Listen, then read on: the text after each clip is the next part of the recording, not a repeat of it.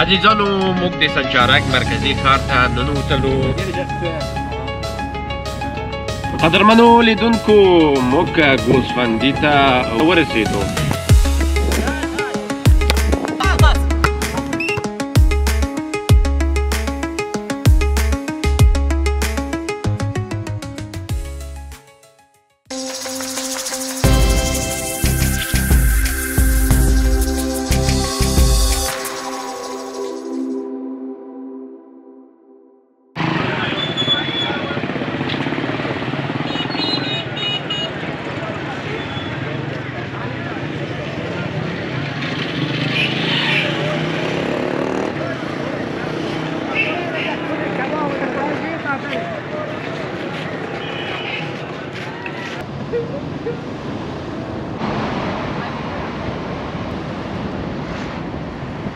سلام عزیزانو، هیله ده چې جوړ روغ اوسئ. ښه راغلاست موږ نوې برنامې ته. زه ډېر هیلهمند یم چې تاسو زموږ د پخواني ویډیوګانو څخه خوند اخیستی وي او هغه ویډیوګانې تاسو سره ډېر یو ښکلې منظرې ګرځېدلې وي. نو موږ اوس روان یو سنجارک خواته. اخندزاده صاحب داسې په موټر کې ناسته موټرواني کوي. تر پایله موږ سره پاسئ او له دې خوند واخلئ. ډېره مننه. لاروین مایک له تاسو سره.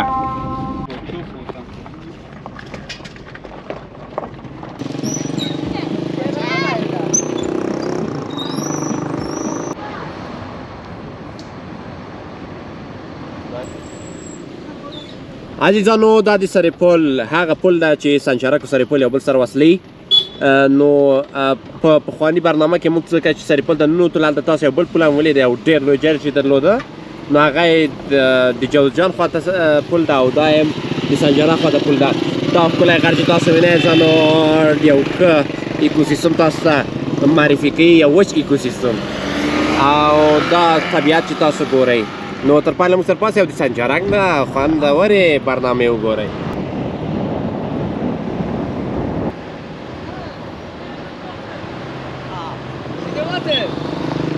سمې جانه څنګه د سفر خسته شوی خو نه؟ نه والا ډېر ښه سفر و. سرې پل نه زه له خیره والا مسیر یې وکړه، نیواله جوزجان دې ولید، فاریاب دې ولیده، فاریاب شبرغان، سرې پل دې ولیده. سرې پل هم جمجوش درلوده، نفوذ یې ډېر زیات و. سرې پل ډېر ښه ځای ده، بهترینه ځای ده. ما ډېر خوښ شوم. سنجارک ته اوس راشو، سنجارک ووینو. سنجارک ته هم ځو له خیره انشاءالله. څنګه اخندزاده صاحب سنجارک ته هم ځو؟ همدغسې دي. سنجارک خو عزیز دل ده، د زړه سر ده. سنجارک ته چې لاړ شئ فقط میوې، مني، انګوري، آبشارونه، خلکو، مینه، محبت، انسانیت، شرف، اخلاق له ټولو نه ډک دي. او مونږ چې به وکړو مونږ هم ورته مینه به وکړو، مونږ هم ورسره احترام به ورکړو ورته. پس از این که ما احترام میدیم پس احترام میگیریم. هر جواب لبخندی، هر لبخندی جوابش لبخنده. بنابراین دوستتان داریم، منتظر ما باشید. لاروین مایک.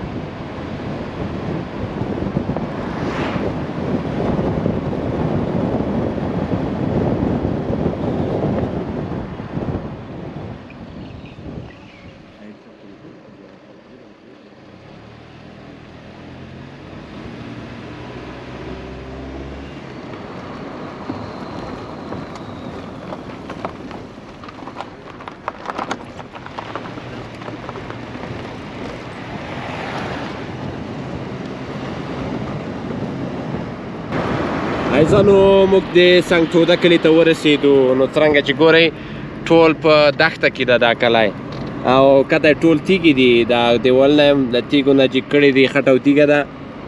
نه پوهیم دې د خپلو اوبه له کوم ځای کوي. نو دغلته ژوند ده. اوس به ځو نو اخوندزاده صاحب سنجارک خواته ځو وکنه څومره لاره پاتې تقریبا 15 کیلومتر لاره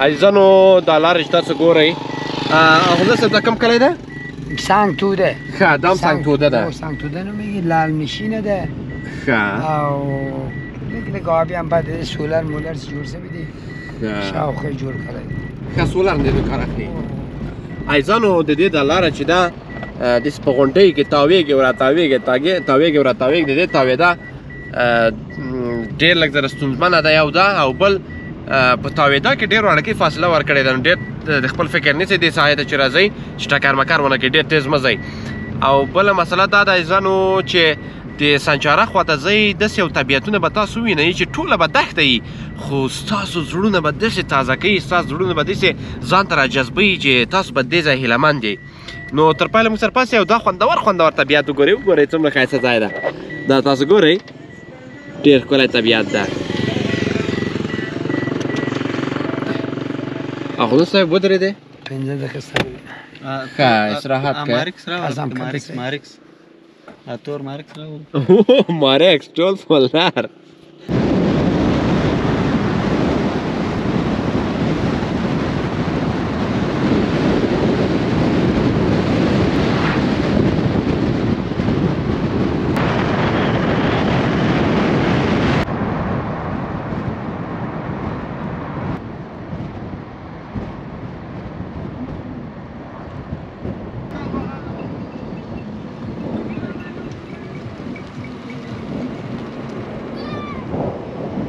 سنجارک بیا به گوسپندین تگاو پدا پدی چه سنجارک و تگاو ښه و تګوه و تگاو اون و تگاو لکه شکلگر کنیم تگه سابانی تراخ کرم ډېر ښه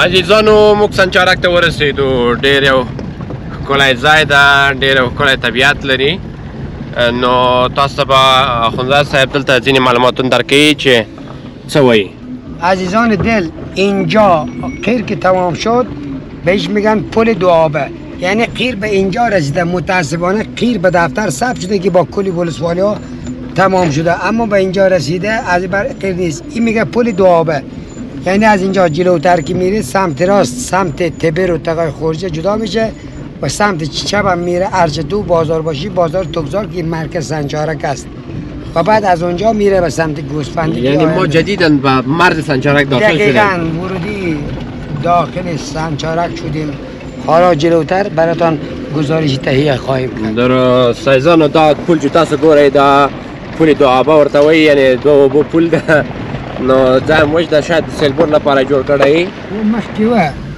مخکې وه ولې په دې چې ټول سوره څومره دیر کړي دي اوس دا وخت د کشاورزي وخت ده اوبه تللې دي اوس اوبه نشته ده اول کې اوبه د پسرلي په ژمي کې اوبه لري یو له اخوا دا اخوا بل هم د دې خوا راځي یو دې لپاره وایي چې دوه آبه یو ځای کې دوه پوله دي عزیزانو دوه پوله اوبه یو ځای راځي یو ځای کېږي او هغې ته وایي دوه آبه نو تر پایله موږ سره پاسې تر هغو د سنجارک مرکز هم لاړ شو او تاسو ته ښکلې نور ویډیوګانې وړاندې کړو نو تر پایله موږ سره پاسې د موږ سفر دلته نه تمامېږي دا لاره هم خامه سوې ده موږ به لږ زر اساسه لاړ شو نو تاسو ته به ډېر زر دی چې خو موږ ته به لږ زر وخت ونیسي شاید هم مازدیګر شاید هم ماښام شاید هم شپه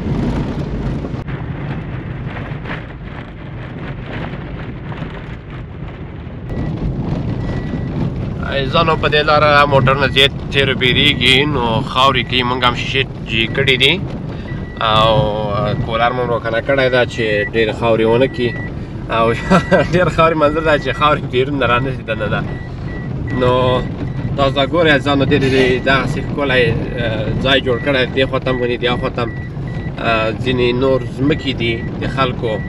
نو څرنګه مې چې تاسو ویلې دا سنجرک دی نو تا نوی مرکزي کلی ده. نو انشاءالله سنجرک مرکز ته هم ځو او بیا هغې جانبه د ګوسفندي ولسوالۍ ښایسته ښایسته ځایونه له یاده مه باسئ او نور هغه طبیعت چې موږ تاسو ته یې ښیو په جلا جلا ویډیوګانو کې. موږ همیشه تعقیبوئ. ستاسو کومنټونه ستاسو خوندورې خبرې موږ خوشحاله کوي عزیزانو. نو زموږ خوشحالي به ستاسو خوشحالي وي، ستاسو خوشحالي به زموږ خوشحالي وي.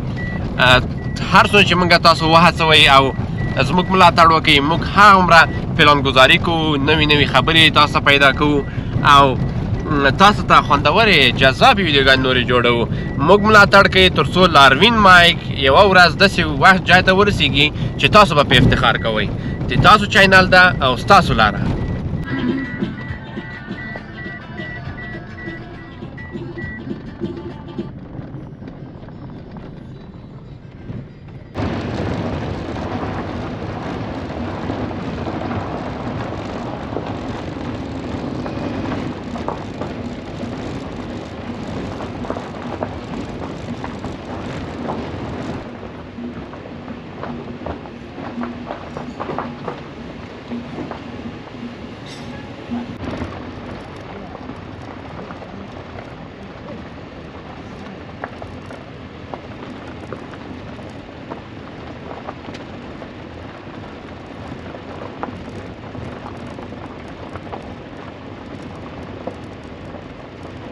عزیزانو موږ د توکزار کلي ته ورسېدو.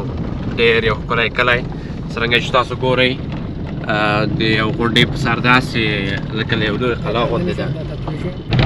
عزیزانو موږ د سنجارک مرکزي ښار ته ننوتلو. نو چېرته چې تاسو ګورئ عزیزانو دا د سنجارک د ښار د دننه کېدو لاره ده. نو دا هم داسې یو ځای کې پروت ده چې څلورو خواته یې غونډۍ دي او دا کورونه چې تاسو وینئ نو تاکونه هم له دیوالو ځوړند دي. دا د دې معنا ورکوي چې دلته زیاتره میوه چې دلته کرل کېږي هغه تاکونه دي او تاکونه ساتل کېږي دلته. نو نور غیر مثمر ونې هم شته دي چې خلک یې دلته کري او ترې کار اخلي. څنګه اخوندزاده صاحب؟ بله اینجا کم کم رسیدیم به ورودی شهر سنجارک با مرکزی دم قلعه توکزار. اینجا بهش میگن پل حاجی اصیل و اینجا زمانی بود که دست دولت فقط این ولسوالی دورش بود و بقیه کلا دست مجاهد بود. حالا چون شهر سر پل شده ولایت اینجا هم لوی ولسوالی بوده شده چند تا ولسوالی. یکی از ولسوالی مرکزی به اسم سنجارک با مرکزیت توکزار که اینجا هم که داریم میرسیم به نزدیکی پلی حاجی اصیل قدیمی است و تاریخی حدودا 100 ساله بهش میگن پل حاجی اصیل. نزدیک میشیم. حالا رفتیم داخل شهر از نزدیک انشاءالله براتون گزارش تهیه خواهیم کرد. انشاءالله که موفق بشیم. عزیزانو دا همغه پل ده چې تاسو ته یې وویل. نو دا هم داسې ښکاري چې د سیلبور لپاره یې لارې مې هلته کته جوړ کړي دي چې ځکه چې هلته سیل راځي یا نور اوبه پرې خوشي کېږي هاخوا ته لاړ شي. نو دا کورونه دي عزیزانو دغه د خټو دیوالونه دي څرنګه چې تاسو ګورئ ځینې ځایو کې دوکانونه دي او د فوتسال یا د والیبال میدانونه هم دلته شته. نو مساجد دي، خلک دي، موټرونه دي د خوا خواته ځي او داسې نور بندونه دي جوړاندې دي. داسې خاص شی نور دلته موږ نه لرو لکه دغه انګور زیات کرل شوي دلته تر څو چې مخکې به لاړ شو او تاسو ته نور خوندور ځایونه وښیو.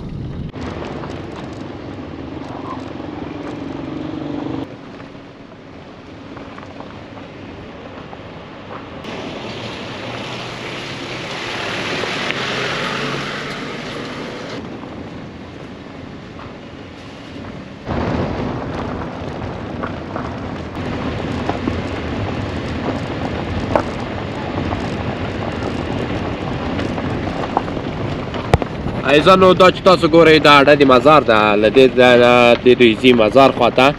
نو په هغه څنګ د اډې کې دلته مکتب ده چې دا اوس کوچنیان د لوبو باندې بوخت دي او دا لیسه ده. لیسه یعنې له لومړۍ صنفه تر 12 صنفه د دوی زده کوونکي دلته لري. نو د دې په مخ کې هم دلته چې تاسو ګورئ داسې هغه دي برګرخانې سوپ فروشي و داسې شیان د برګر جوړونې و دا مسائل لري. یو بل شکل چې تاسو درخوایم اینجا که میبینید زبان دولت اون نمبر 1 نمبر 2 نمبر 3 از پوسته‌های قدیم زمان نجیب بوده که ولسوالی رو نگه می‌داشته و او بالاش دست مجاهد بوده پایین هم دست مجاهد بوده. در سال 2 مرحله می آمدن اینجا هزارا کشتار میدادن تا آشه و عبادت برسونن برای مردم، ولی بعد از اینکه حکومت سقوط میکنه شهر به شکل جدید طراحی میشه. حالا انشالله از نزدیک خواهیم دید انشالله.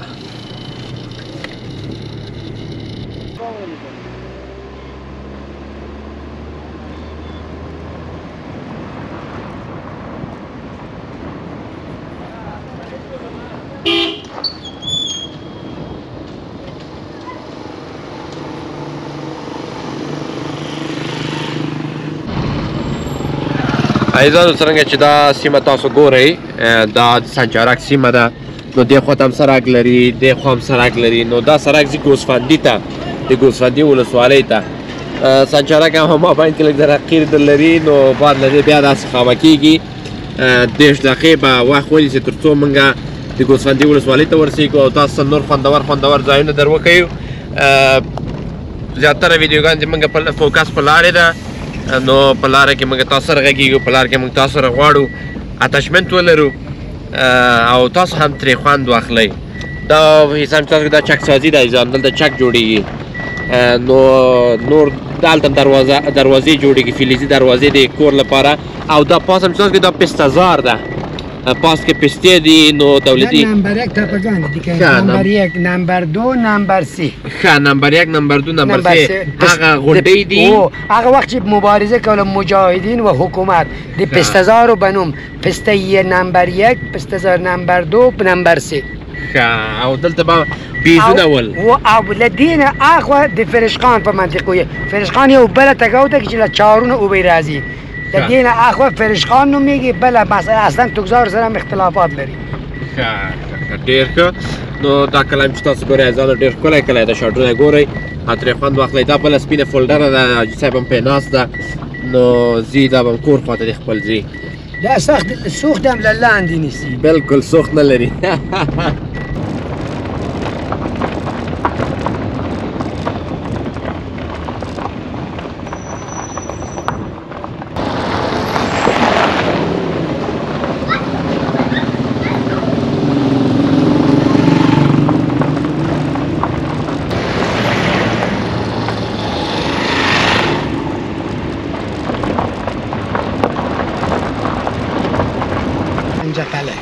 عزیزانو دې ته وایي فرشقانې پنجقله. نو دا منطقه دا پلونه هم تېر سولو او په دې اړخ کې هم دلته ځینې نور داسې ښکلي باغونه هم لري. دا یو تګاو جداګانه ده چې له چارونه سرچشمه نیسي. همغه چې نایب صاحب چې ویلي پرورشي ماهی به او چارو او به له چارونه راځي تر هغه چې موږ تاسو توګزار ته هم راورسېدو. او دا یو تګاو ده. بله چې توګزار کې هغه بله تګاو ده، اوس ګوسفندي بله تګاو ده، تیبر تګا خوجه بله تګاو ده. دغه تقسیمات کېږي. اووه تګاو ده. تر اوسه نه اوبه نه دي راغلي دې منطقې ته. اوبه خو درې رودخانې ته خو نه راځي، دا باغو ته توزیع کېږي. عقابه لري. کله چې زمه یې نیاز به نه وي بیا دا رودخانه کې به روان وي. یعنې باغو کې تقسیمېږي، باغونه پرې شنه کېږي. حیضانو داسې خبرې دي، نو داسې خبرې چې تاسو یو بل سره ډېرې کوئ، نو موږ هم یو بل سره کوو.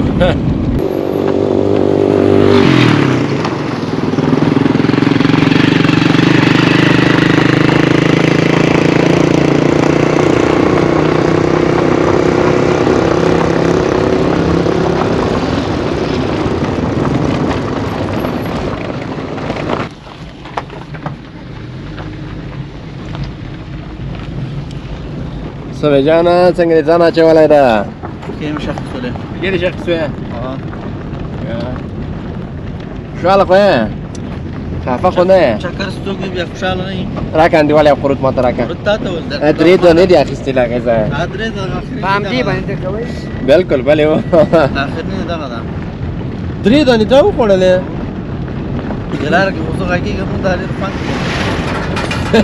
هم سړی ده او نه دی راکړه ته خو ډېر اخیستې ما وینه خو تاسو علاجه هم وکړله مسله دا دي هو که نه انډیوال ته خو درې دانې واچول چې جیب دې ورچل هغه وګوره چې جیب کې دې څه کړه هغه انډیواله بل جیب کې دې څه راکړه ولې جنجال کې دا قدر نه ده پرېږده چې لیدونکي دې ما تا جنجال وګوري خدای صاحب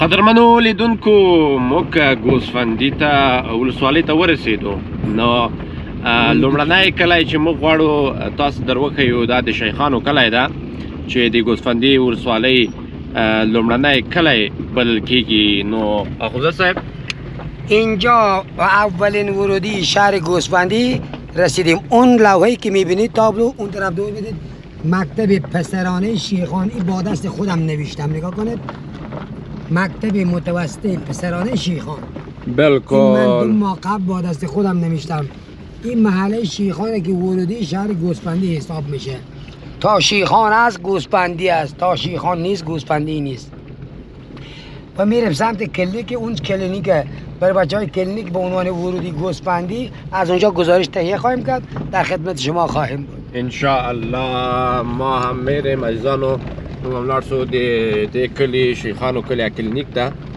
نو له کلینیک نه به تاسو ته غوره معلومات وړاندې کړو دم دیمون میدان والیبال ده در ځوانان می تربیه کړي دي او زه سرمربی یم دوی به پیشرفت وکړي دوی به ترقی وکړي دوی احتیاط میتیاط بد رفتاری داشتن استواج لارز دلته والیبال به وکړي زه هم د سرمربی یم څلور دانې توپ مې ورکړی ده بالکل نو دا هم څنګه دي عزیزانو تاسو ګورئ د شیخانو کلی یو شیخان منګه په دې کې لرو شولګر کې لرو یو شیخان هم موږ په ګوسفندي ولسوالۍ کې لرو نو تر پایله موږ سره پاتې موږ به لاړ شو کلینیک ته او تاسو ته غوره معلومات وړاندې کړو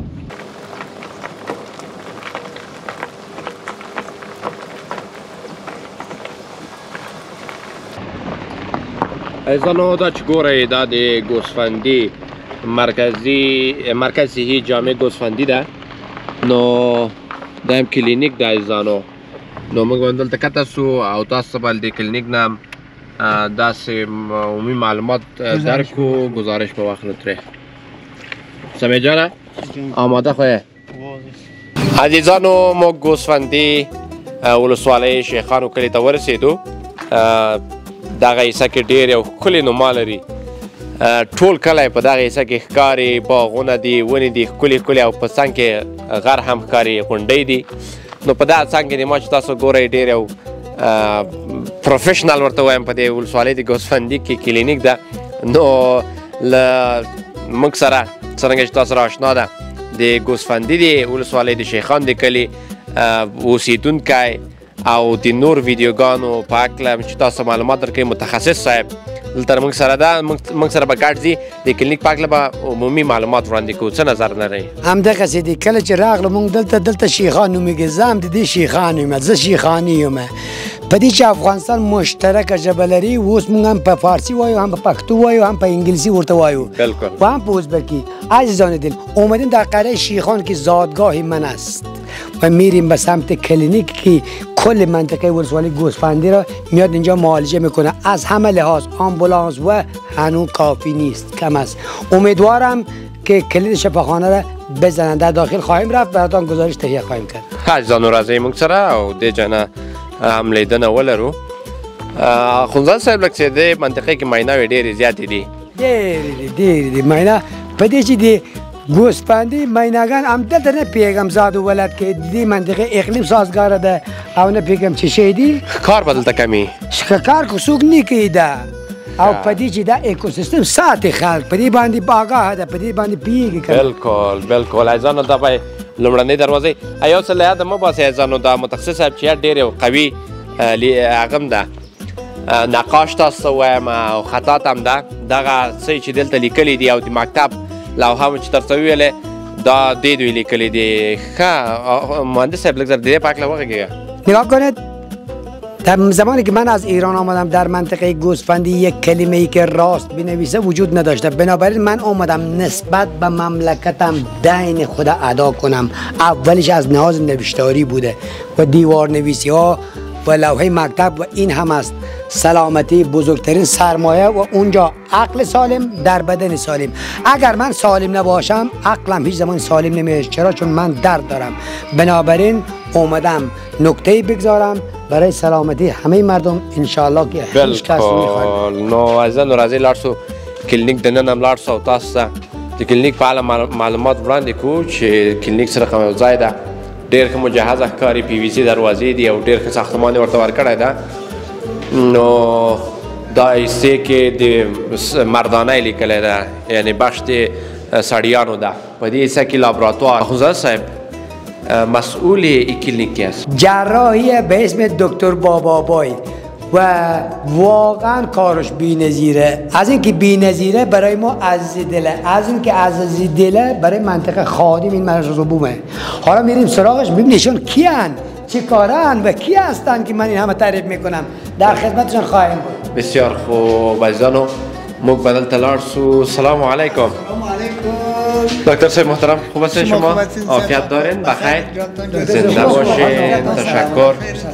اونی که معرفی کردم ایشونه. الا از خودشان سوال کنید. بسیار عالی دکتر صاحب محترم.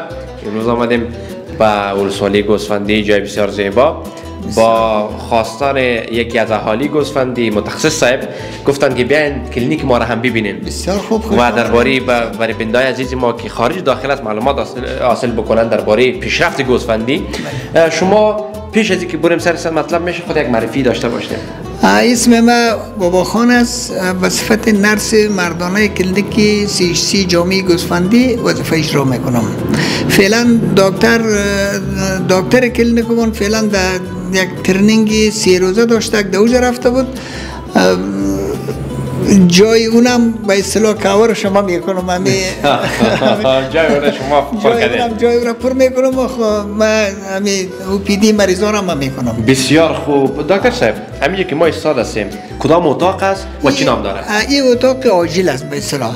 این اتاق عاجل ماست، میتونین که شما نزدیک داخلش ببینید. دکتر صاحب پیش بریم که بخش عاجل ببینیم. از آن داد عاجل زایده چیرته چی مریض دیر عاجل اینو دلته راځي. خب دکتر صاحب این اتاق عاجل ماست. در اینجا خدماتی که صورت میگیره، مریضایی که یگان علاج نداره، یگان تصادفات، یگان زخمی زده، یگان چیزی که میشه، چیزی که کمک‌های اولیه که از دست ما پورا میشه او را ما در اینجا انجام میدیم و از چیزی ما که بیرون بود اما کمک‌هایی که کدام میتونیم انجام داده او را باز ریفر میکنیم در شفاخانه سنچارک. خب اگر اونا باز توانی اونا نبود اونا ریفر میکنن در مرکز مثلا در سرپل. بسیار خوب. این خدماتی که در اینجا انجام میشه، این تطبیقات است و این سیروم است و ظرفیات پیشکاری و پانسمان و این کارهایی که میشه در اینجا دمی بخش عاجل صورت میگیره. بسیار عالی. عزیزان سرنګ مو چې دلته بخش عاجل ولیده، دلته یو تخت، 2 تخت، 3 تخت دي. دکتر صاحب شاید او بخش جای زنانه باشه احیانا نه کسی؟ او جای زنانه است که شاید یگان سیاسری که یگان برای چند دقیقه یا یگان سیروم تطبیق میشه، یگان ظرفیاتی که میشه پشت چه جایش محفوظ تر است. محفوظ تر است بالکل. و شمالی که بسیار زیبا میازم. جای بسیار سرد و بسیار مقبول است. بالکل. بسیار یک هوای آزاد، یک فضای آزاد داره اینجا. بالکل. دکتر صاحب بریم تا بخشای اتاق دیگه کلینیک هم ببینیم. عزیزان و ډیر زحمت باسي، ډیر تلاش کوي ترڅو په دې کلینیک کې خپل ټول لاس راوړنې ولري او خلکو ته خدمت وکړي. خب دکتر صاحب محترم، این بخش و این بخش کدام بخش است؟ این بخش OPD مردانه است. خب اینا میتونین که شما نزدیک والی که چون وقت رسمیات نیست. خب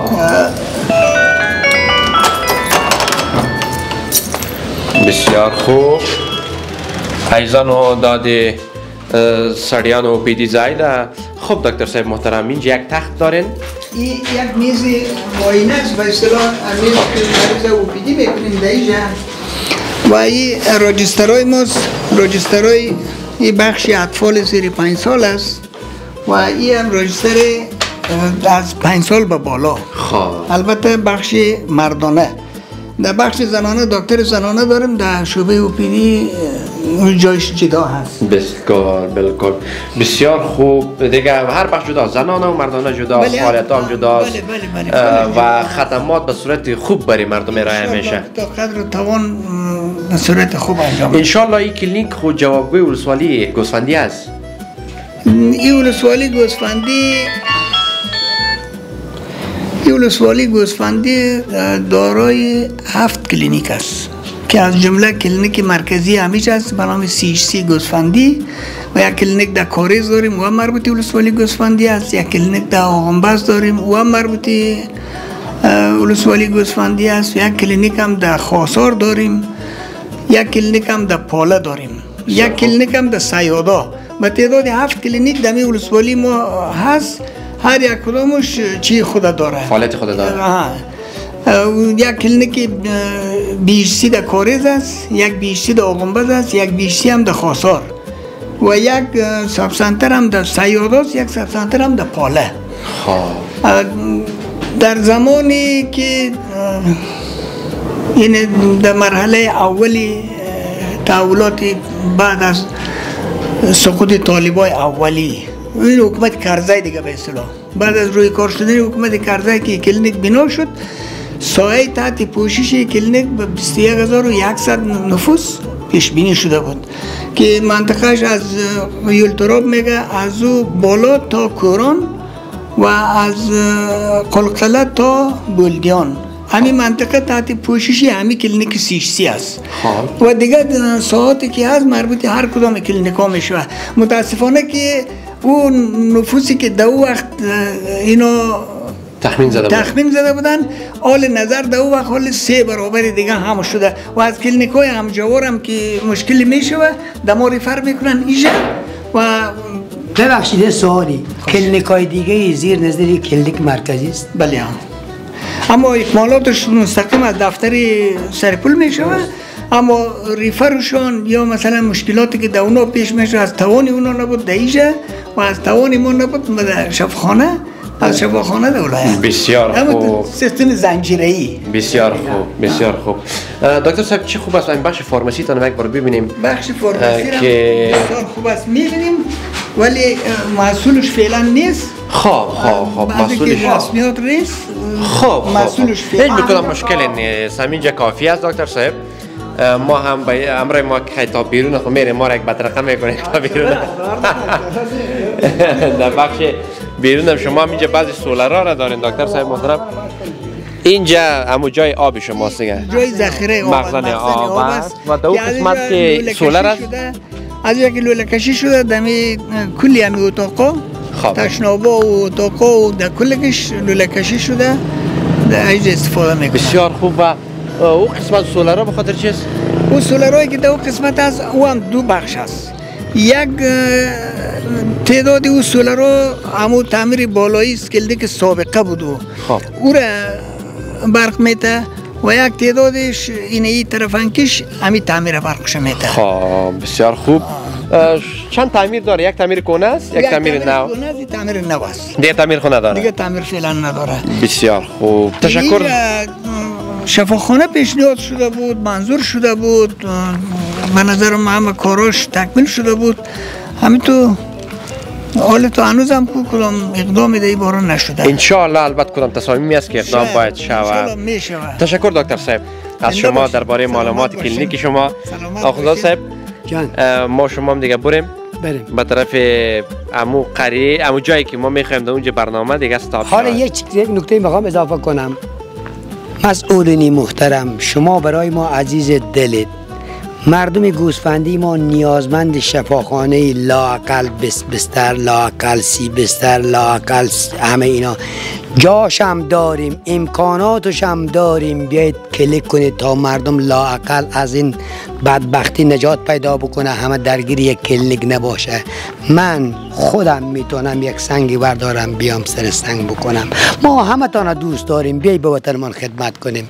انشاءالله که موفق باشیم. بالکل عزیزانو، موږ به هم له دې کلینیک نه ووځو په موټر کې به سپاره سو نو اخر ځای چې اخندزاده صاحب به هغلته کله کوي ځکه دلته هغه هم لري دی ښه هغه څنګه پاتې ده هلته په دې چې دا 2 دانې دواخانې دي 24 ساعته ده مثلا یو چې شپېچینه‌یي بل نوکریوالي کوي تر سهاره پورې ممکنه 3 بجې شپې یو حولت به دنیا ته راولي دلته رسي کلینیک ته او له دې حتما 24 ساعته باید ماموریت به ورکړي خدمات به ورکړي دې لپاره وایو یو دواخانه 2 دانې کله چې نن شپه کدی بل شپه هغه ده دا اجباري هم ده باید به ودرېږي بالکل یعنی دوه فارماسي دي دلته چې دوا پلوري از یو دلته درمل پلوري یو غفوري درملتون ده او بل نعیمي درملتون ده چې د دوه درملتونونه دلته کار کوي شپه ورځ خلک په خدمت کې دي نو له دې ځایه برکت وکړو اخوند صاحب هغه چیرې چې ودرېد هلته به د خپل برنامه ختمه کړو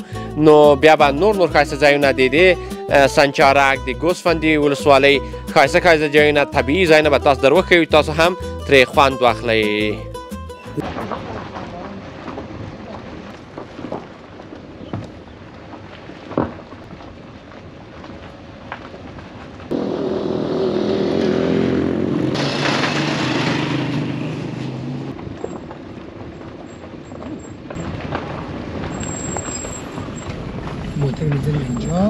عزیزانو موږ د مهندس صاحب کور ته ورسېدو چیرته چې شیخان په نامه یادېږي نو دلته به لاړ سو تاسو ته به د دې د کور انګورونه وښیو یو انګورخوري به وکړو نو هلته به بیا یو څومره شی ګورو بیا به یو بل سره خبرې کوو چې برنامه ختمو یا نه ختمو له موږ سره تر پایه پاتې شئ او له دې لحظاتو خوند واخلئ عزیزانو اوس به د اخندزاده صاحب کور ته ننوځو څرنګه چې ګورئ دا ډېر یو قدیمه کور ده چې په شیخانو کې دوی لري نو دا دوم منزل ده موږ باید دوم منزل ته جګ سو دا یم غوا ده دا یم خوشایي دي دا د برکت لور ده دا د برکت لور ده دا د برکت لور ده دا چې ګورې دا د برکت ای دختر کاکاشه ها چه دی کېږي دا وراره مې د همغه برکت سرپل کې و دا د هغه لور ده که نه ډېر ښایسته ده مګر ونو دا جګه دومره باوش ده چې پوښتنه به نه کوي بالکل داسې کې زه چای او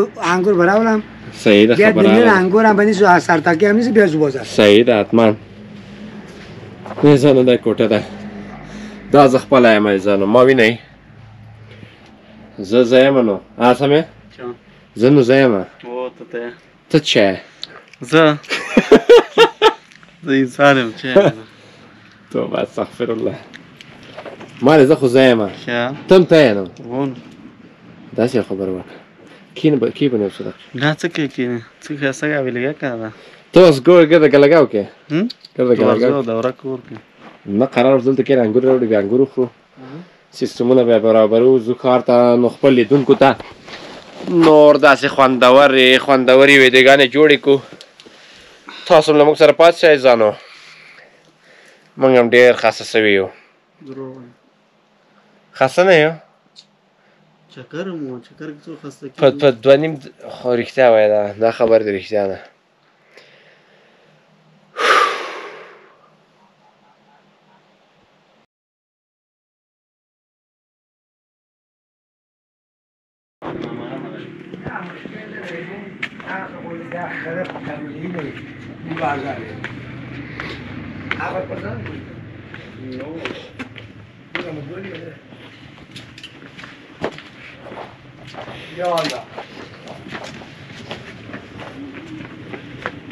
عزیزانو موږ د شیخانو کلي د ګوسفندي ولسوالۍ کې یو نو موږ غوښتل تاسو ته مې واده د انګورو ښودل درکړې وه نو وګورئ دا انګور دي د دې منطقې تاسو اول انګورونه وګورئ بیا به د دې په هکله تخصصي معلومات تاسو ته وړاندې کوو چې څنګه دا انګور روزل سوي دي او کوم مواد ورکول سوي دي په څنګه ساتل سوي دي ځکه دا کور چې د متخصص صاحب کور ده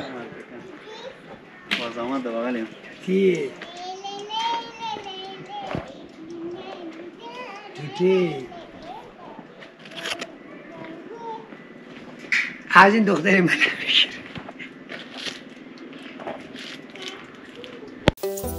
سلام دوستان عزیز صبحتان بخیر اومدیم از منزل این جانب قره شیخان ولسوالی گوسفندی براتون انگوری معرفی میکنم که شاید نشینده باشید، شاید هم کم دیده باشید.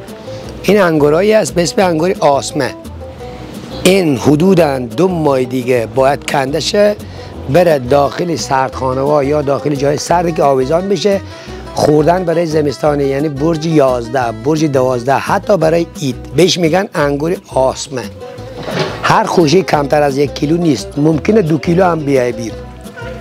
مواد مغذی اینا از لحاظ پتاس، از لحاظ فسفر، از لحاظ کودای ریز مغذی که 10-12 نمونه است به شکل چالکود بهش داده میشه و هم به عنوان یک خوازه هست و هم به عنوان یک نمایشی از طبیعت به عنوان انگور براتون معرفی میکنیم. اینجا اونا یک نمونه به اسم انگور سفیده، یعنی آسمه سفید و بنفشه و اینا رنگش همه شکل میمانه، منتها تقریبا 2 ماه دیگه به قیام میرسه. اما رسیدیم رو موضوعی که این خوشه شما نگاه کنید، اینا رو نگاه کنید شما، هر یکی زیر 1 کیلو نیست. اینا به دلیلی که آفتاب براش خوب خورده هم روشن‌تره و هم شادابتره و هم بزرگتره، از لحاظ کیفیت هم شیرین و شیرین‌تر میشه و همینطور کل اینا. اون یکی بهش میگن، ما بهش میگیم انگور صایبی. اینا انگوری خاصی است که صبحی جاتان خالی ما با رفیقا نوش جان کردیم. میگن انگور صایبی. منی که 200 تا تاگ انگور دارم، از اینا شاید 2 تا 3 تا داخلش باشه. انگوری کمیاب تر است. این خوشه شما نگاه کن، لااقل 2 کیلو است. همینطوری نومده 2 کیلو شوه، حتما ریز مغذی ها براش داده شوه، ساپورس از لحاظ مواد معدنی که اینا به چیز برسه، به قولن گفتنی به اوج برسه و یه انگورا رو تشکیل بده. و اونایی که میبینید سبز نسبت به اونایی که میبینید زرده. چرا؟ چون جنسیتشان فرق میکنه، ولی دوتاش انگور زمستانیه. حالا بعد از این سمت باغ پشت خانمان خواهیم رفت و از اینا به شکل عالی به عنوان انگور کشمشی براتون تصویر بگیریم و بفرستیم.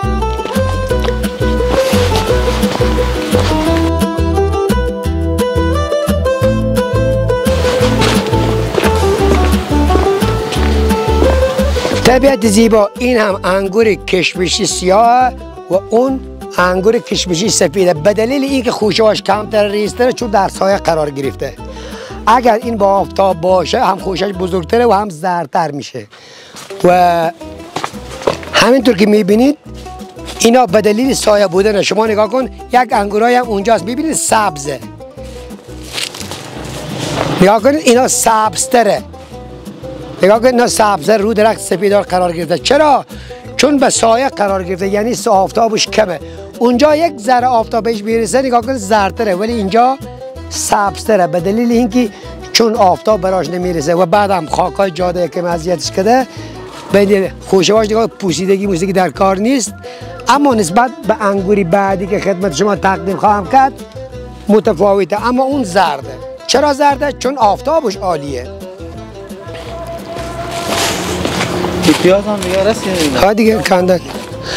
پیاز هم که اینجا کاشته بودیم برادرم صوبی کنده. این بهش میگه این کدو هست. نگاه کنید حدوداً یکش اینجاست، حدوداً 20 کیلو. بین اونجا که است.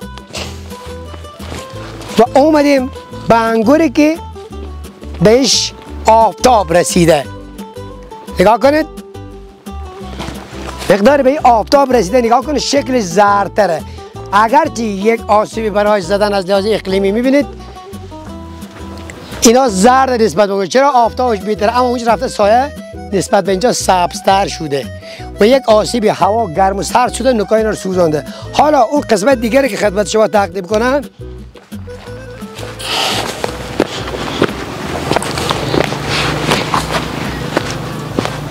اینجا نگاه کنید آفتابش عالی بوده. این کنده این برای خورد خوراک ببینید آفتابش عالی بوده. نگاه انگور اینجا رو هوا پوسیدگی نمی داشته باشه. چرا؟ چون همیشه هم باد بهش میرسه هم آفتاب بهش میرسه. و همینطور شما نگاه کن اینا همینطور خدا قربانش برم یک مسئله داره که برای ما عقل و شعور داده که ما اینا رو ساپورت کنیم، تقویتش کنیم، تغذیهش کنیم. اینطوری انگور باید به بار بیاره. انگور میبینید؟ به ما بگیم انگور کلا ما میتوانیم انگورامون رو به این شکل تربیت بکنیم. این نگاه کنید، این درخت‌ها حدود 7-10 ساله بیشتر نیست، ولی انگورش رو نگاه کنید. این زحمت شده، زحمتم با فکر و تخصص شده براشون که همچین انگوری عمل آمده. این سایه خانه برای منه، این باغ مالی منه. نگاه کنید اینا کنده میشه، روی اینا اینجا دار میشه، بعد میشه کشمش سبز. انشالله در آینده ویدیو و تصاویرهای جدید و جدیدتر براتان تقدیم خواهیم کرد. دوستتان داریم. خدا نگهدار. دست درد بینی سدیده کمی آقا ونه آلوده آقا آلوده؟ آقا دیگه تر آقا جی پویر دادی ماده دا پا معامله کیو دا سایگی خانه سره ډیر ښه. نو څنګه ښه به دا برنامه دلته ختمه کړو؟ سمه ده. قدرمنو لیدونکو ډیره بښنه غواړم ځکه کامره ما سره وه، نو اخوندزه صاحب ته مې ویډیو واخیستله. هیله ده له دې ویډیو مو خوند اخیستی وي. زموږ یوټیوب چینل سبسکرایب کړئ، شیر یې کړئ، لایک یې کړئ او ښایسته کومنټونه ولیکئ عزیزانو. هیله ده تر پایه له موږ سره پاسئ، زموږ نور ویډیوګانې هم وګورئ. موږ په ګوسفندي ولسوالۍ کې یو او ښایسته طبیعي ځایونه تاسو ته درښیو. تر پایه له موږ سره پاسئ.